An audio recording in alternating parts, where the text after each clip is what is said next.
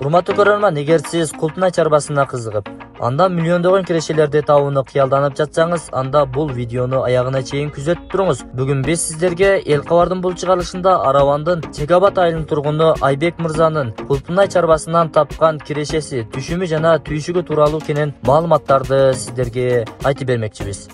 Мөмөдөн кийин көчөт сатабыз. Көчөт сатабыз. Ошо мына караңыз. Колундагы чоң Култунай тандап үзүп алыптыр. Чоң жейт да, булар тандап терип жейт. Мына караңыздар, бул баягы алмадай эле экен. Караңыздар, тукумдай. Чоң. Черезден терет. Мына мисалы үчүн булар, даже булар өтө чоң эмес да, мына салыштырмалуу, мына ключка салыштырмалуу. Колдончо көрүнбөйт да.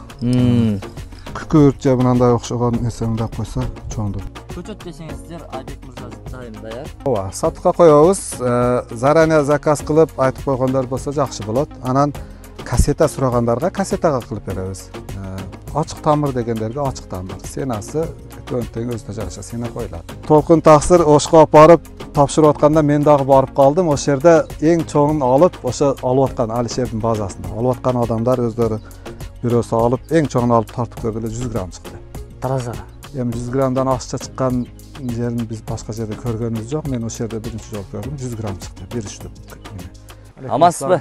Ден соолук иштериңиз жакшыбы? Рахмат. Өзүңүз кандайсыз? Ден соолук жакшыбы? Кызматка чакырган экенсиз, келип калдык мына. Жакшы. Сезон башталды. Култунайлар бышты. Култунайлар бышты. Сатыкка чыгарып атасыздар. Сатыкка чыгарып атабыз. Ошо элге дагы бир көрсөтүп өтөлү деп сиздерди чакырдык. Өтө жакшы. Азыр эми биз Чекабаттын кайсыл жерине келип калдык? Араван району Чекабат айыл өкмөтү агроном участкасы деп айтылат. Участкасында, ооба. Жакшы. Кана болсо биз поляга киребиз, Кана кириңиздерчи. Суу үзүлбөйт экен. Сулуу жер экен. Суу кааласа бар эми. Жакшы. Азма сезонунда проблема болуп турат. А так Кудайга шүгүр кеп турат. Жолдун бою экен, жакшы. Жолдун бою. Ойбой, иш кызуу жүрүп жаткан турбайбы? Ошо. Ассаламу алейкум. Кандайсыз? Жакшысызбы, амансызбы? Иштериңиз жакшыбы? Жакшы, рахмат. Келдиңиз. Келип калдык. Айбек аба. Ошо. Жылтырайт, жылтырайт. Чоңдугун караңыздар. Бул жанагы жайдары өзүбүздүн алмаларды эле чыгат го. Ошондой ооба. Мына караңыздар, урматтуу көрүүчүлөр. Мына караңыздар. Жеңиңиздер келдиби? Шилекей агып атабы? Келиңиздер. Айбек аканын мына ушул Култунай чарбасына келип алыңыздар. Көчөт дагы сатасыз? Ооба, көчөт сатабыз. Мөмөсүн дагы сатасыз? Мөмөсүн дагы сатабыз. Биз көчөт дагы, мөмө дагы ошо эки жол менен кетебиз. Ошон үчүн мындай жөн эле жерге эгип, обычный эле агатка эгип, агат деп коебуз эми биз. Ушундай эле кароо менен карап атабыз. Ошондо экөөнү тең алса болот. Мөмөсүн дагы болушунча сатабыз, бирок өтө жакшы болбойт мөмөсү. Ушунчалык эле болот. Мөмөдөн кийин көчөт сатабыз. Көчөт сатабыз. Ошо азыр көчөт алыш максатында усиктерин тек коебуз да, баягы муруттарынчы. Муруттарын тазалап туруш керек да. Мына муруттарын тазалап турулса, ошондо мөмөсү чоңоёт да. Мөмөсү чоңоёт булардынчы. Биз ошо көчөт алыш максатында бул муруттарын тек коебуз да, неме боло берет да. Мөмөсү дагы болушунча болот, а так көбүрөөк көчөткө күч берет. Бул жанагы муруттары чубалып өсүп, тамыры тийген жерден дагы тамыратып кете берет да. Ооба. Ошо жерге тийип турса, нымдуулук болсо эле тамыратып кете берет. Айбек, азыр бул жерде канча сотук жериңизде Култунай көчөттөрү бар? Өзү көбүрөөк жерге эккенбиз, биринчи эккен жылыбыз жакшы болбой калды, технологиясын жакшы билбей, туткуза албай калдык, ала болуп кетти. Анан мына кийинки жылы жакшы үйрөнүп, изденип эккенбиз, мына жакшы эле потерясы аз эле. 90% кармады, 10% эле потеря бар болсо. Эми август айында бизде өтө эле ысык болот. Жөн эле тамыры менен алып эгебиз, тамыры менен сатабыз көбүрөөк көчөттү. Ошонун эсебинен потеря көбүрөөк болот. Биринчи эккен жылыбыз потеря көбөйүп кетти. Азыр кийинки эккендерибиз жакшы. Эми жылдан жылга тажрыйба болуп калды. Азыр эми жоготуудун деле анча деле жоготуу болбосо керек, э? Кудай кааласа ошондой болуп калды эми. Тажрыйба болуп калды. Өтө жакшы.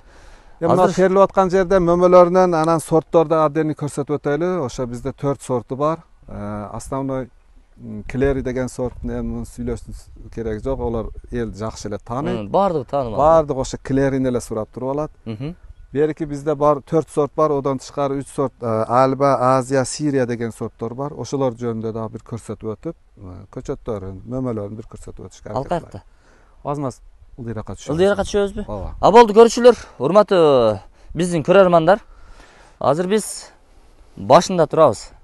Emi sizlerge janagı hazır terilgen jerindebiz. Emi köçöttün özünde mömö baylagan жерine barıp sizlerge бүт маалыматтарды bermekçiyiz. Жүрүңүздөр, ошол жерден жолугушабыз.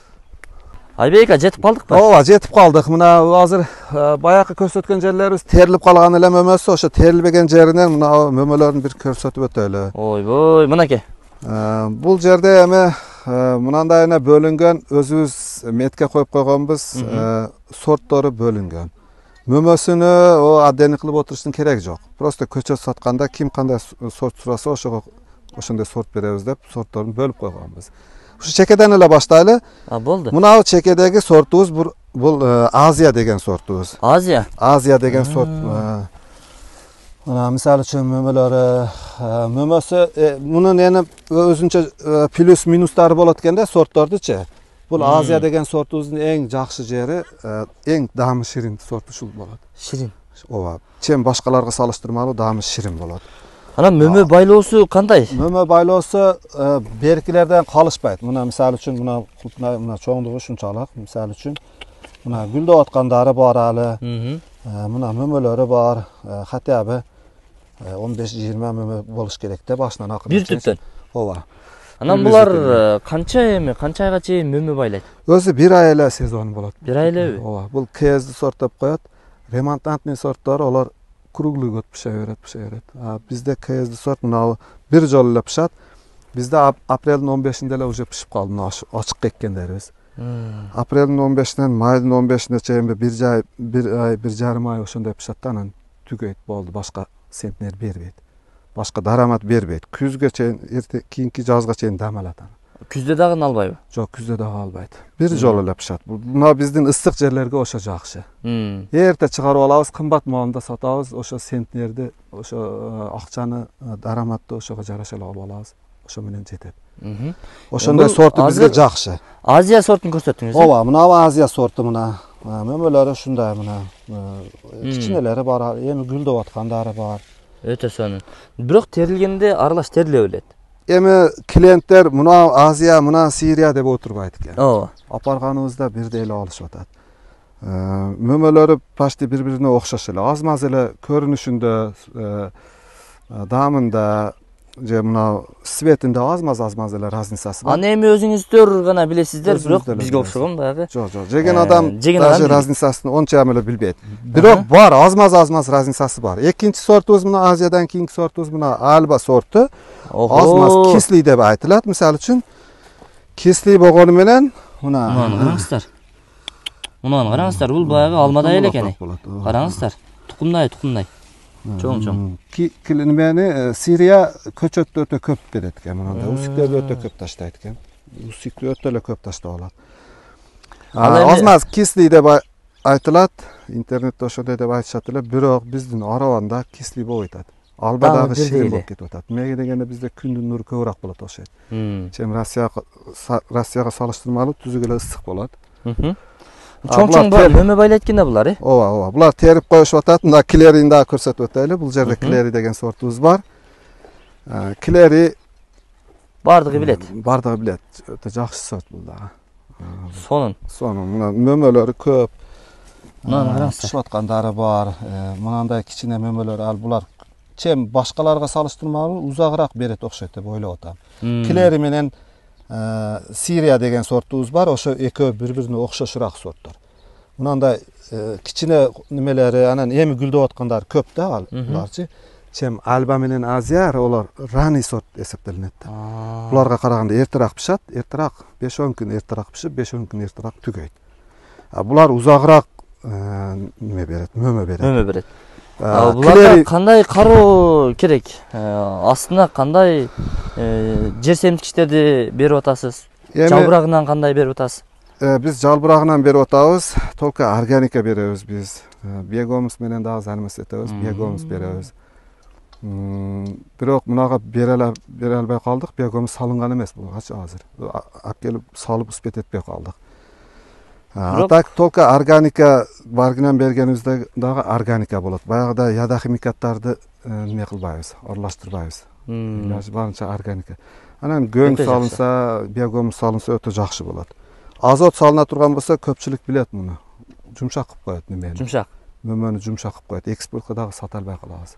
Азыр биз экспортко тапшырып атабыз, коркпой эле алып барабыз. Азыр эми базарда канчадан сатылып атат? Ушул тапта. Базарда биздин базарыбызда эми бизде 500 сом, 600 сомдон баштаган болсок, балаганыбыз бар эле аз мас кичине. Балагандагылар 600 сомдон башталды. Мына өзүбүз ачыктап пышканда, ачыктагы экенибиз пышканда уже 350 сомдонбу, 400 сомдонбу ошондой башталды. Аз чыкты онда. Кийин түшүп 300 сомго түштү, 250ке түштү. Кийинки алып чыкканыбызда 230га түштү. Ошондой болуп 200 сомго дагы түшүп кетти араванда. Араванда 200 сомго түшүп кеткенден кийин Алишердин базасында фура коюлуп калып, ошол жерде ачылып калды. Фурада экспортко тапшырып атасыздар. Ооба, ошол жака тапшырып атабыз, 300 сомдон алышып атат алар. Данный моментте ошо 300 сом, биринчи сортту 300 сом, ошо чоң. Ошондой. Мына Сирия сортун дагы көрсөтүп өтүп кетели. Сорттор 4 сорту бар бизде ошондо. Азия, Альба, так, Клери үчөөнү көрсөтүп өттүк. Эми бул жерде Сирия сорту бар. Аны дагы бир көрсөтүп өтөлү. Сирия. Демек, Альба, Азия, Сирия, Клери. Мына 4 түрдүү.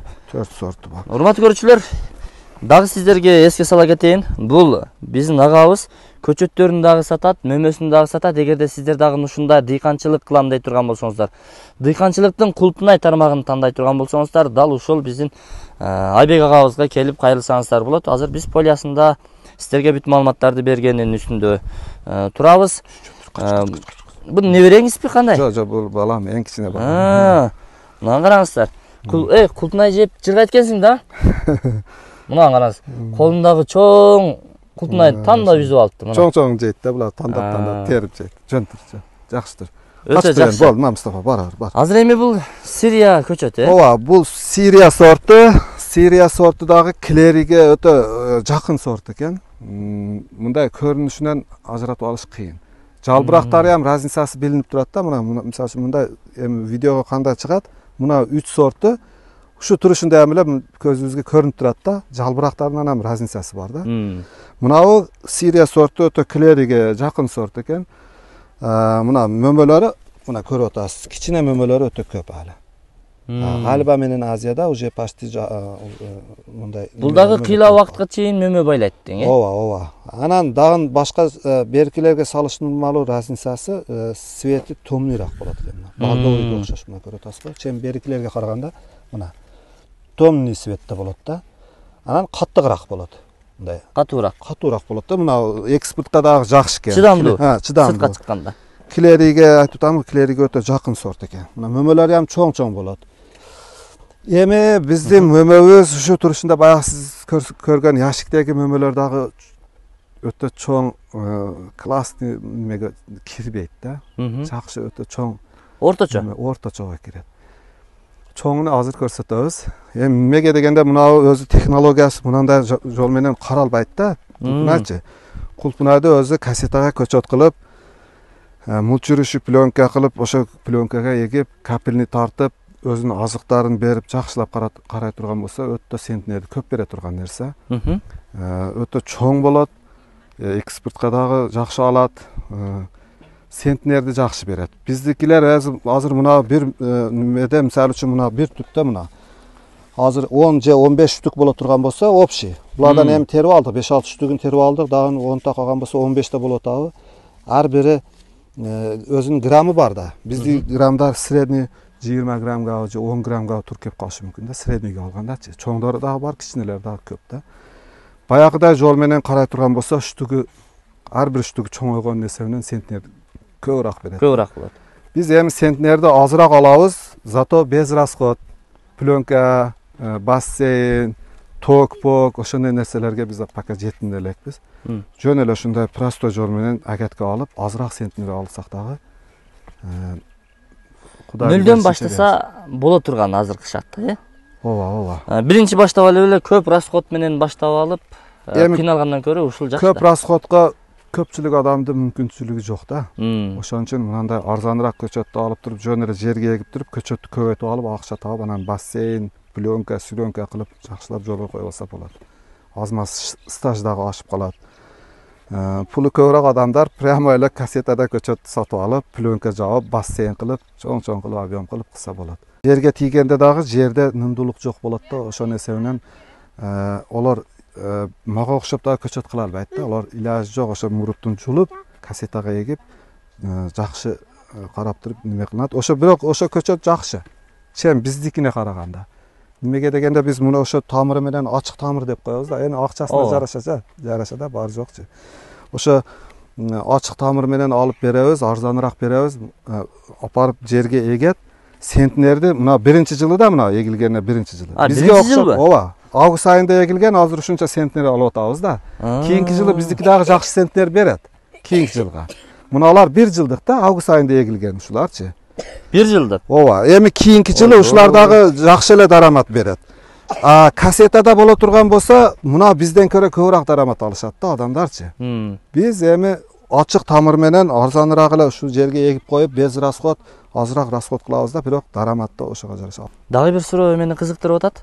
Август айында эгилет деп атпайсызбы? Өзү негизи Кулпунайдын көчөтү кайсыл убакта эгилгени дурус? Ушул суроо өтө көп неме болот. Мисалы үчүн биз август айынан баштап көчөт сатабыз да.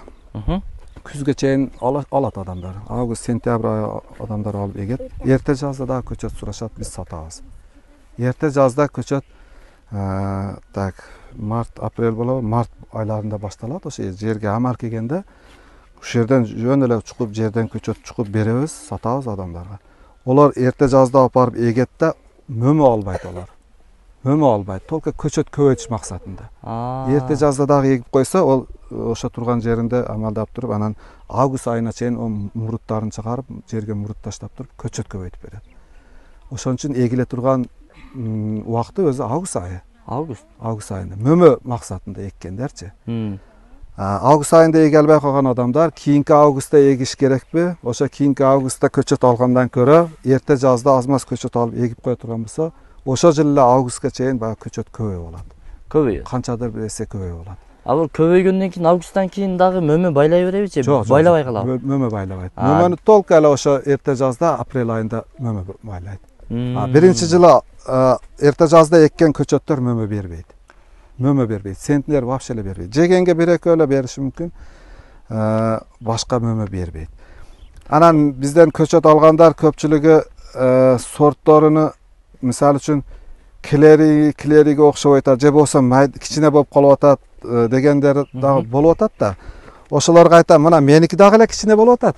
Ооба. Мен өзүмүнкү эле ушундай эле кичине чоң кичинелиги ушундай эле болот. Эмеге дегенде, мынандай жерге эгип койсок ошончолук эле болот экен да.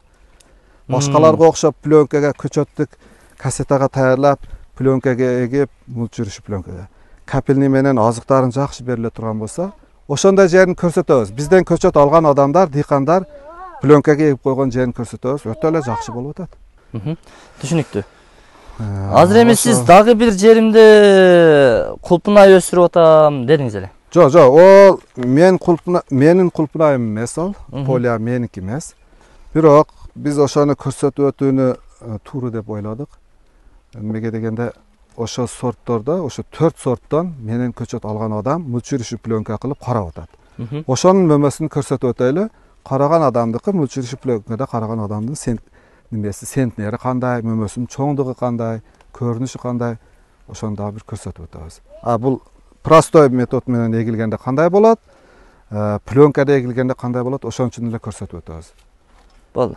Анда ошол жака барабызбы? Ооба, ошол жака барабыз. Жүрүңүздөр, урматтуу көрүүчүлөр. Ошол жактан дагы сиздерге бир сонун видеону көрсөтөбүз. Сунуштайбыз сиздерге. Баягы эле айтып өткөн сөзүбүздөй, өзү технологиясы боюнча мындай технология менен эгилет, ушундай каралат. Клубника. Мулчурушуп пленка, мына кара пленка. Түбүндө эки катар капельный шлангылар бар, тайынан өткөн. Мынабу мулчурушу пленкадагы 3 жылга чыдайт. Көчөттөгү 3 жыл мөмө берет. Капельный шлангылардагы 3 жылга чыдап берет. Бир эгилгенден кийин 3 жыл дарамат алса болот. Бул август айында эгилген. Уже апрелден мөмө салып, даже булардыкы 600 сомдук малында чыкты. 600 сом. Эртерээк чыкты. Эси дагы өзү айтып өтөт. Бул менин полям эмес. Бул дыйкан досумдун полясы. Көчөттү бизден алган. Ошо бизде бар сорттор, ушундай чоң-чоң. Эми булар кече терип алыптыр да. Булар терип алган убактында кеп калдык. Так мен келип көрүп кеткенимде вообще көп эле. Жайнат эледиң. Кызарат эледиң, э? Ооба. Эми терилген маалында келип калыппыз, бирок ошодон калгандары, эми 1-2 пишип калгандары мына ушундай болот. Мына ушунчалык мөмөсү өтө көп болот. Капельныйде караганда мына мөмө өтө көп болот да. Чоң-чоң болот экен дагы. Анан өтө чоң болот. Мына мөмөсү дагы өтө көп. Өтө жакшы. Мына бул жерде турат мына. Булар кече терилген. Мына караңыздар. Кече терилген жерде уже бүгүн ушунчалык пишип калыптыр. Эртең дагы терилип сатылат, э? Терилет, да, ооба. Черезден терилет да. Черезден терилет. Мына мисалы үчүн булар өтө чоң эмес да. Мына салыштырмалуу, мына ключка салыштырмалуу. Колдончо көрүнбөйт да. Күкүрт же мындай окшогон нерсени да койсо чоңдук. Бул экөөбү бир болжол менен бир 200 килограммдай чыгабы? 200 килограмм, 150 грамм. 150 грамм чыгат. 100ге барбайт, бирок толкун таксыр Ошко апарып тапшырып атканда мен дагы барып калдым. Ошол жерде эң чоңун алып, ошо алып аткан Алишердин базасында алып аткан адамдар өздөрү бирөөсү алып, эң чоңун алып тартып көрдү эле 100 грамм чыкты. Таразага. Эми 100 граммдан ашыкча чыккан жерин биз башка жерде көргөнүбүз жок. Мен ошол жерде биринчи жолу көрдүм. 100 грамм чыкты. Бир үчтүк неме. Мен өзүм кече келгенде алып кеттим эле 3 үчтүктү. Апарып тартып көрдүм эле 70 граммдан чыкты. 70 граммдан. 70-75 грамм ошо. Ошондо экөө 150 чыгат экен да мындан чыкканда. Ооба, экөө 150 грамм чыгат. Туура эле айтыпмын анда. Мына урматтуу көрүүчүлөр, сиздерге дагы кызык болуп чыгар. Эгерде сиздер ушундай култунай өстүрөм дей турган болсоңуздар, бул жолду дагы тандап, мына ушундай өстүрсөңүздөр дагы болот экен. Клемканын астында көрдүңүздөрбү? Жанагы полиядагы менен азыркы полиядагынын айырмачылыктары ушундай. Эми мына биздин жөн эле баягы обычный эле жөн эле агатка суу коюп эгип аткан кулпуналарыбыз канчалык центнер берип атат. Булардын канчалык центнер берип атат, ушудан көрсөк болот. Мына центнер өтө көп. Анан ушу центнердин көптүгүнүн себеби мен бир түп кулпунайымда дагы 15-20 штук мөмө бар. Мунукунда дагы эле ошо 15-20 штук мөмөсү бар. Бирок 15 штугум меники 15 штугум общий болуп эсептелгенде средний ошо 15 грамм же 20 граммданга туура келип калышы мүмкүн. Канчадыр бир штук граммга туура келет да. Мунун чоңдугунун эсебинен булар центнерден өтүп кетет. Мына калибровкасы чоң болот да, жакшы багылгандан кийин өзүнүн элементтерин берет, баягы капельный шланг менен багуу оңой болот да. Чөп баспайт. Ушундай кылып карала турган болсо, бирок көчөт ала албайт булар жерден. Муруттарын тазалап турат да мына. Булар постоянно мурутун тазалап турат. Ошонун эсебинен мына мөмөлөр дагы чоң болот да. Биз мурутуна тийбейбиз, күчүкөбүрөөк мурутка кетип калат да, мөмөбүз кичинерээк болуп калат. Ошонун дагы эсеби бар. Анан азыктарын дагы жакшы берилет мына капельныйде. Эртерээк чыгарып берет, мына пленка тездештирип берет. Мен балаганга эккенимди биринчи алып чыкканда 600 сомдон саттым. Булар балаган эмес, ушундай пленканын астында эле уже 600 сомдон баштаптыр да, башталышы. Пленка тездештирип дагы берет. Ушунчалык деңгээлде өстүрүп сатууга чыгарылган дыйкан кандай колу күл дыйкан болуп көрбөйлүбү? Ооба, конечно. Чакырыңызчы досуңузду. Келиң. Өтө күчтүү дыйкан. Ушу жерден чыккан любой нерсени өстүрүп, мөмө жемиштерди элибизге тартылып аткан дыйкан. Теплицалары бар, дыйканчылык кылат. Бирок ушу сизге карайбы? Ооба. Дыйканчылыктардан көп нерсени совет алып сурап турам. Бирок кулпунайды биринчи жолу эгип көрүшү. Кулпунай боюнча шагиртим болот. Шагиртиңиз.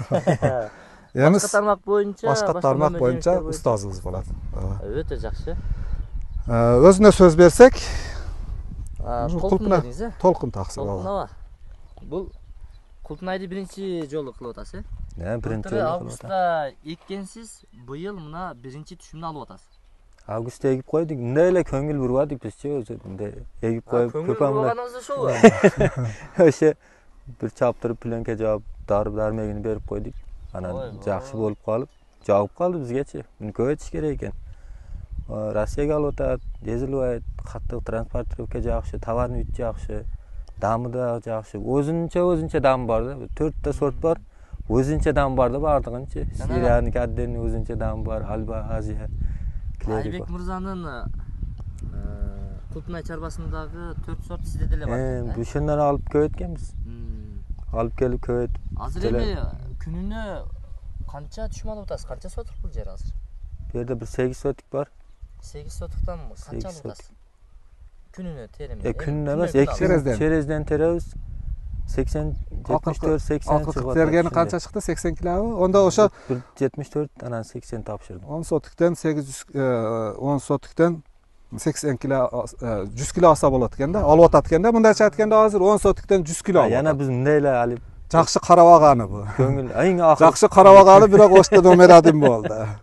Bunu hem үйренсе болады. Мен 50 сотик жермен, misal üçün 200 kilo ter otam. Oşa çerezden tergemde 40 sotik 50 sotik жерден 200 kilogacha endi teremiz da.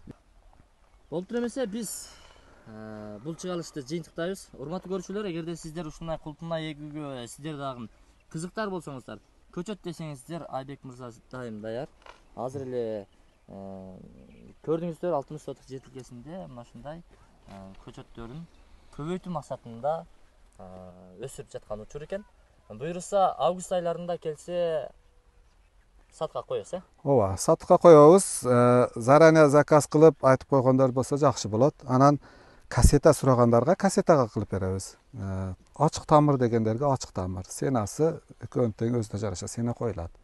Кассетада телефон аркылуу заказ берип атканда сүйлөшүп аласыздар. Ооба. Кассетага мындай кылып сразу центнер алам, толкун таксырга окшоп, сразу көчөт эмес, сразу центнерге кирем, дарамат табам дегендер кассета эгиш керек илажы барынча. Акчасына чыдап, кымбатыраак болсо дагы кассетада көчөт эге турган болсо, булар кассетада эгилген, туурабы? Толкун. Кассетне эгилген, ошонун эсебинен дагы центнерди жакшы берет. Центнерди жакшы берет, основной эле. Бизде ачык тамыр эгилгендер центнерди азыраак берет. Азыраак берет, бирок көчөттү көбөйтүү максатында арзаныраак алса болот. Ошону жакшы. Дагы да толук маалымат алып, кызматташабыз дей турган болсоңуздар, анда Айбек Мырзанын телефон номерлерин экран астына камтыйбыз, өзүңүздөр чалып байланышып келсеңиздер болот. Эгерде ишенбесеңиздер, кааласаңыздар Толкун аганын мына ушул полиясына келиңиздер. Эгерде көчөт өстүрөмүн, дальше көбөйтүрүп, өзүмдүн чарбамды өнүктүрөмүн, көбөйтүрөмүн дей турган болсоңуздар, анда Айбек Мырзанын чарбасына барсаңыздар, полиясына барсаңыздар, мына сиздерге 1000 уккандан көрү бир көргөн артык дейт. Өзүңүздөр көрүп, дыйканчылыкка, Култунай чарбачылыгына баш багып көрөсүздөр деген ойдобуз. Анда биз бул чыгарылышты жыйынтыктадык. Аманчылыкта жолугушканча, сиздердин дагы ишиңиздерге ийгилик. Алин, рахмат силерге дагы ишиңиздерге ийгилик. Элдин кызматында жүрөргүлө. Элге пайдаңар тийип жүрөргүлө. Макул. Анда жыйынтыктадык, урматтуу көрүүчүлөр.